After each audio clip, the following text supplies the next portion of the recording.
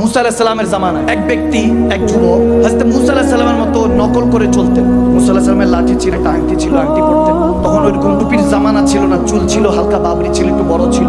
ওভাবে চলতেন, একটু সাদা চাদর পরতেন, ওই চাদরের মতো এভাবে পরে মুসা আলাইহিস সালামের মতো চলতে ফিরতে লাগলেন। এখন মুসা আলাইহিস সালামের জামানায় চলতেছেন, ওনার উম্মতটা তো মেনে নিতে পারেনি যে তুমি মুসা আলাইহিস সালাম কালিমুল্লাহর মতো চলতেছো।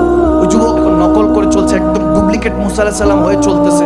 উম্মতের ভালো লাগে না, বের করে দিছে। কেন এভাবে চলতেছো? বের করে দিছে, শহর থেকে বের করে দিছে। কিছুদিন পর মুসা আলাইহিস সালাম তুর পাহাড়ে গেলেন। আল্লাহ বলেন তুর পাহাড়ে আসলেন। আল্লাহ কি ফরমান আছে, উম্মতের জন্য কোনো খেদমত, আমার কোনো ডিউটি আছে?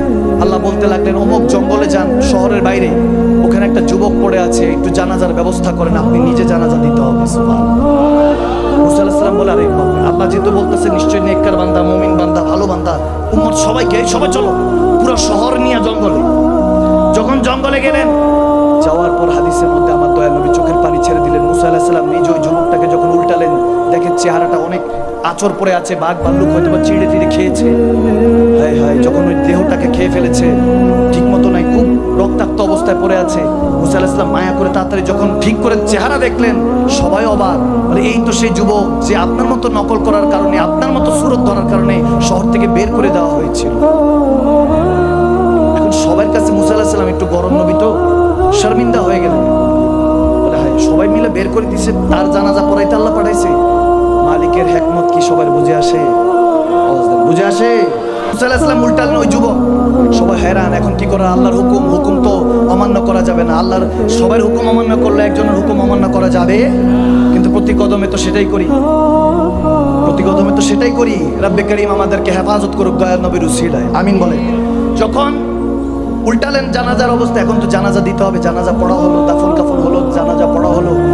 মুসা আলাইহিস সালাম একা আবার তুর পাহাড়ে যখন আসতেছেন, আল্লাহ তাবারক ওয়া তাআলা ডাক দিয়ে বলেন, মুসা একটু দোয়া দুরূদ পড়তে পড়তে আসেন, ইস্তিগফার পড়তে পড়তে আসেন। তার কিছুদিন পূর্বে মুসা আলাইহিস সালামের আম্মা জান ইন্তেকাল করেছেন হাদিসের এই জায়গা।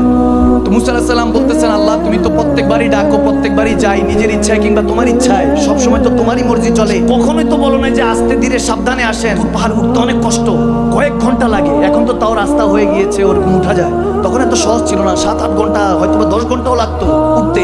মুসা কালিমুল্লাহকে আল্লাহ বলছেন সাবধানে আসেন, দোয়া দুরূদ পড়তে পড়তে আসেন, ইস্তিগফার পড়তে পড়তে আসেন। বলে আল্লাহ এর আগে তো কখনো এটা বলো নাই। বলে হ্যাঁ, এর আগে বলি নাই, কারণ আপনার পিছনে আপনার মা ছিল দোয়া করনেওয়ালা, এখন নাই, এজন্য বললাম নিজের দোয়াটা নিজেই করে নেন। সুবহানাল্লাহ। এগুলো বান্দাদেরকে শিখাচ্ছেন, মালিক আমাদেরকে এগুলো শিখাচ্ছেন। যখন গেলেন রাগী নবী তো, কি আল্লাহ এটা কোন সুলুক হলো আমার সাথে? উম্মতের কাছে বেজ্জতি হয়ে গেল।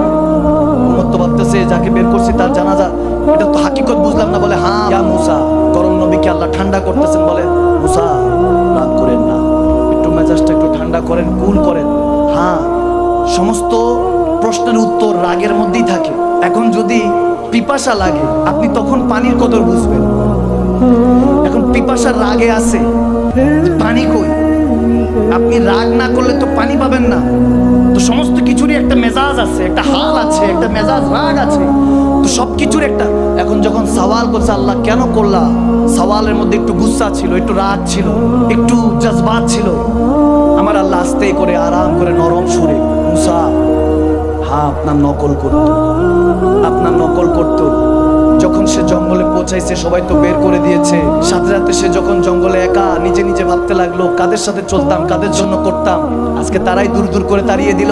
ওই শহরে ঠিকানা নাই, যাবো কোথায়? গভীর গহীন জঙ্গলে, ভয়ঙ্কর অন্ধকার, কি করব? হঠাৎ করে দেখতে লাগলো সামনে থেকে বাঘ আসতেছে, ডান পাশে থেকে শিয়ালের পাল আসতেছে, পাশে থেকে নেকড়ে আসতেছে।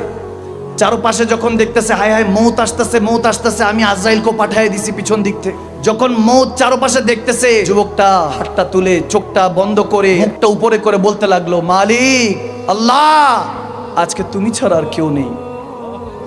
আল্লাহু আকবার।